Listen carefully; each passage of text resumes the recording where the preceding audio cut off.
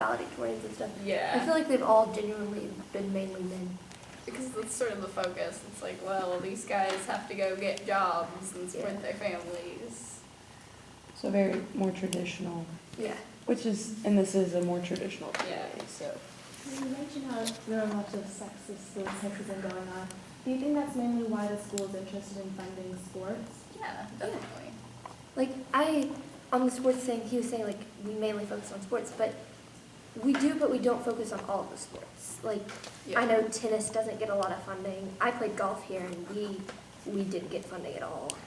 But the football team and the basketball teams, anything they wanted, they had, so. So in Knox County, the dropout rate is 10% higher for boys than it is for girls. Do you guys see that manifests itself in school, and if so, how and in what way? I think a lot of that is just the guys drop out to work, or, yeah. They're more Most families own their own small businesses, like parts of my family own the C Mills Garbage that pretty much runs the whole county Yeah. with the garbage systems. But most families own their own system, so their kid can just go straight into working with them, so. And that's not a so would that kind of situation be, I'm a student, I don't want to do work, I'm just going to drop out of high school, or would it be, I'm a student, I need to support my family, I need to get a job to be able to have these hours to work? Yeah. Between the two. Yeah, definitely a mix between the two. Because though a lot of them do go straight to work for like their parents or like in the mines, a lot of them don't. They just draw like welfare and stuff. Yeah. Why is that? That's the culture here. Like Most it's people, kind of what you're taught. Like, yeah, And so, where does this culture come from? what's expected. yeah, it's the past generations. Like their parents have always done that, and their parents had always done that. That's just what's been passed down. I'm interested to know from both Knox County students and from Lexington abroad students, when you have a set of interests like you do, Nevin, how do you, or what kind of challenges exist in pursuing those interests? What kind of challenges exist in following the kinds of things that you're interested in, going and achieving what you want to do? What kind of challenges do you guys face in school? For me personally, one big challenge is with my interests, all of my learning about them has to be on my own, because it's not so much with math, because we have good math teachers here, and they're willing to talk to you about math outside of just class. But with like physics, for example, I'm in the physics class right now, and the teacher is he's a person. It's like Interesting. I'm trying to think of the nicest way to say this.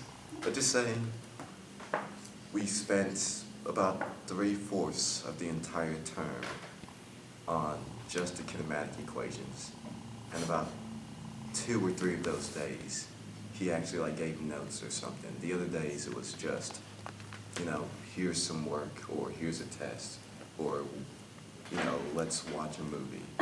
And he doesn't control the class at all. You mean if you look at discipline-wise? What? You mean discipline-wise? Yeah, people go wild in there. It's a waste of a class, to be honest.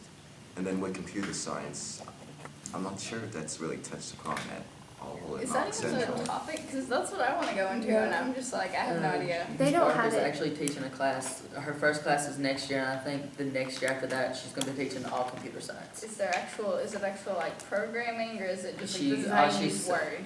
I don't know, all she said was that she would be getting a computer science class next year. Yeah, next year they're supposed to start teaching like languages, but I know before I went to the academy, I had no idea what computer science was, and that's a required class there. So I was like, that summer I was trying to learn like what exactly I will be doing in these classes, because here that's never even mentioned. Like you don't even know that's a field. So languages as in like computer languages or like Yeah, like word programming languages? languages. Oh, okay. Did you guys take a computer class or something in elementary school or anything like that? I'm sure we did, but there was I did, something. yeah. Most people can't work Word, much less We took a computer class, but it was mainly Yeah. like, don't hunt and peck, and they wouldn't even watch you, you just sit there and hunt and peck and type the word that they told you to type. Yeah. Do you find that students as well as adults don't know how to use technology Oh, as well? definitely. Yeah.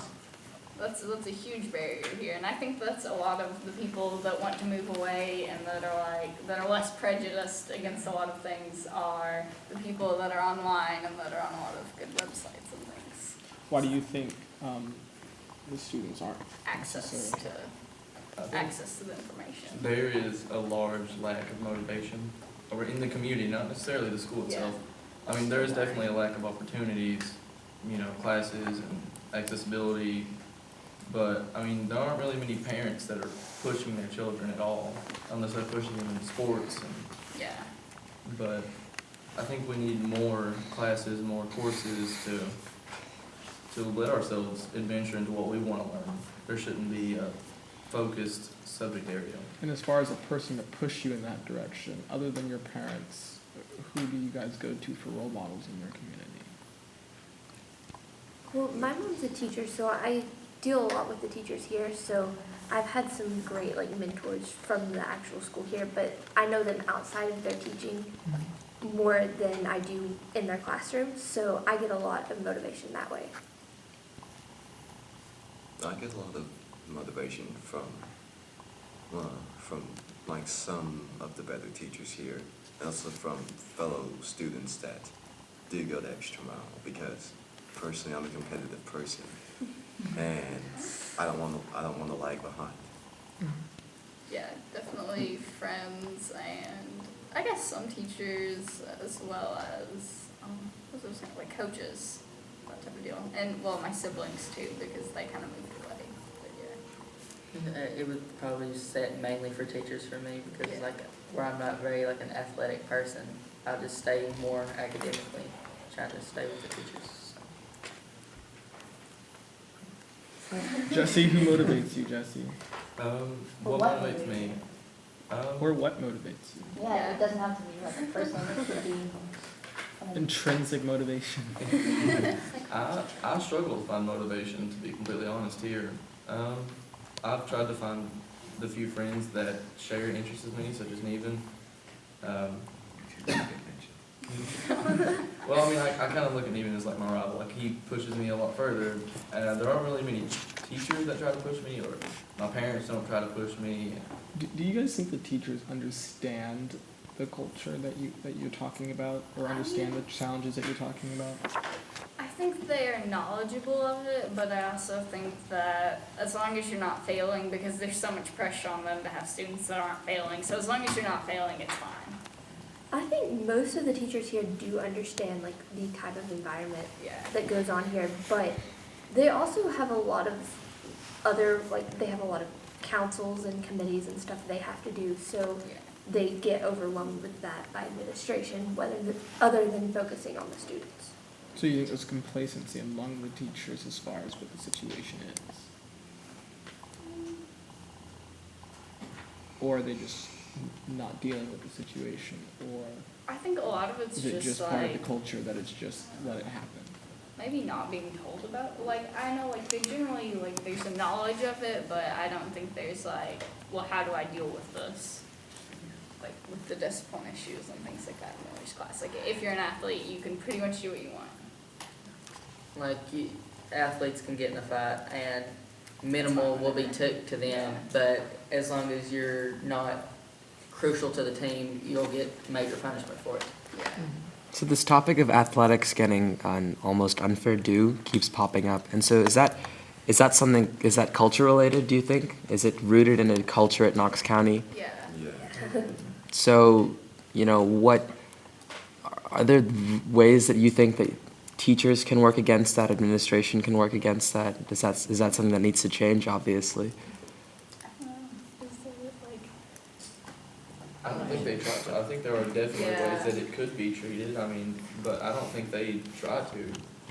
I don't see any teachers really putting the effort to change things. Well, and it's hard because those students, their motivation usually comes from the sport, and so if the coach isn't doing it or whatever, isn't punishing them or however they're gonna deal with that, they don't know.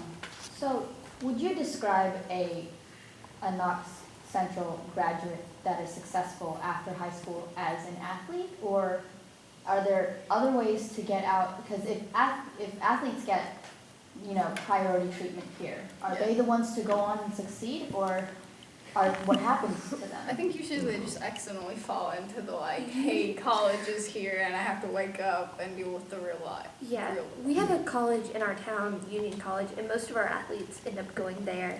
So they still end up staying in this area. We have students who do end up going to like UK though for like college. And those kids usually end up being our most successful kids. But they're not like the athletes. No, they're usually not the athletes. So on the topic of college, I know you all touched on the lack of knowledge as far as technology goes. And I know that a lot of these common apps and things that you have to do are all computer-based. Do you all feel like, as a lot of your rising seniors or rising juniors, we're going to be applying to school soon, do you feel like the teachers and counselors here are, able to help you apply to these schools? Could you even get, your stuff figured out to go to, a school out of state? Because a lot of that stuff, with the Common App is all digital. I don't think so. I know there was a case this year. The kid he was our valedictorian, and he wanted to apply to an Ivy, and in order to do that, you have to apply through Common App, and the guidance counselor wouldn't send in his transcript for the Common App. She doesn't like dealing with the Common App, so she didn't send it. So he couldn't apply to like Yale or Harvard. Do you guys feel limited to your college abilities or your college choices? Yes. Definitely. Most definitely. By the administration or by the culture that we've been speaking about? Or All of the above. Yeah. Does the fact that you guys have 2 counselors to serve 950 students affect that at all? Yes. Do you think that more counselors needs to be prioritized I for mean, it? definitely, yeah. Yeah, we need more. Like, the few people that go on college visits and things, like, I don't know if any of you guys have went at all, but like, you have to be like within a certain crew of people to get into a college visit, or What kind of group? I have no idea. Like, someone just haven't figured it out. I don't know. Like, Okay. to be honest, I think the past couple of weeks, like I'd be sitting in class and I'd hear an announcement about a college visit. And I'd just be like, wait a second, what? It's like, Yeah. why don't they announce like, if you want to visit this college, come see this person or something? They just, So just people better just go. broadcasting of Yeah. when these things are happening, how can you get involved? And I mean, then, even Yeah, just like in with general, the like, early how do you college apply? thing, like both times, like last year and this year with the early college programs, I've heard about like the deadline 3 days before the deadline. Yeah. How many of And a you lot have of people applied don't to even have know how to visited a apply for college? it. I'm at Union right now. How many of you have visited a college? Oh. That's the early college program, right? Yeah. How many of you have visited a college other than us? I have. I go to Gatton this year, so Yeah. it's kind of weird that I've actually been on some of these college visits. But I've been on several of the college visits with the school, and they're usually very just general. Oh, this is our school. Let's walk around campus, get on the bus, and go to another destination. Because our field trips here, in order to take one, you have to go to a college visit as well. And usually, though, they make that as let's stop at the EKU branch in Corbin, use the bathroom, walk around the halls, get back on the bus, and head back to Knox County. So that's a requirement. So Yeah. before you go on like a field trip somewhere, you have to go to college. Yes. That's Did good. not know that. do you feel like there's any encouragement at all? Like if you wanted to go see a college out of state, do you feel like there's anyone at your school that could help you to figure that out and facilitate that, or? I feel like that's completely impossible. Like, it's like, I've it's never like heard what? of us taking Does that like an even exist? out-of-state college trip. I've never heard of that. If you could speak with these people who are facilitating these trips, what would you say to them to change it or make it easier for you guys to make these trips? I would say they need to publicize them. Yeah. Definitely. They I don't know if should you guys- encourage them more. I think it goes back to the lack of funding for our education stuff, because there's so much of it going into the athletics that there's not enough left over to go on college trips for everybody. Do you guys think you have meaningful interaction with your counselors at all? It depends. I don't know who. I know who my AA Okay, so yeah, person is, but let's start with this. How many of you guys know who your counselor is? Not really, no. I see my Like, I know, Personally, I know the guidance counselors, like, in their offices back there. Yeah. But we also have what are called green vest people, and they're like people from Union who like, they're from Union, right? They're from Berea. Berea. Oh, Berea. Yeah. How many of you have met your counselor out of the two that say they know who they're? I go quite often, actually. Mm-hmm. Well, I think they're really misused in the school. A lot of students, like, they're not really guidance counselors anymore. They're just the people who can change your schedules, you know? Okay, so have you ever sat down with your person who can change your schedule to talk about something besides your schedule? To talk about your plans after college? I went to follow my interest in my career path, which would be forensics. Mm-hmm. And it was really just you want to change your schedule to fit that. It wasn't really there weren't any meaningful suggestions or anything. Mm-hmm. Do you feel like your counselors know you well enough to write you a good college recommendation? If you wanted to go out of state, do you think You have to go to a would? teacher for that. Yeah. Okay. Isn't it required? I don't mean to interrupt, but this conversation is awesome. Just can you guys from Fayette County share a little bit too, about your experience with your counselor? Yeah. It's not an interrogation, so you understand. One second, Megan, Some one of these second. issues are statewide. Do you want to go ahead? Did you want to say something still or no? It's not important. So I think it's safe to say that in Fayette County, at least at Dunbar, everybody knows the counselor. Like, on the first day of freshman orientation, they tell you, your last name is this through this, and this is your counselor. And we meet with our counselor every time we do scheduling, of course. And my counselor for me personally has been a great help, not just with scheduling, but with life problems. I go to her for a lot of advice on how I should handle stressful situations with maintaining schoolwork and maintaining extracurriculars and stuff like that. So to me, my guidance counselor is more than just someone who changes my schedule, although that does come in handy. She's like a therapist almost, because I go into her and I talk to her and she's been very helpful to my life. So. But I'm not sure how typical that is. yeah, at the same time, like, I go to But yeah, like the Mrs. fact that Smith that's is. available to me, the fact that a counselor could,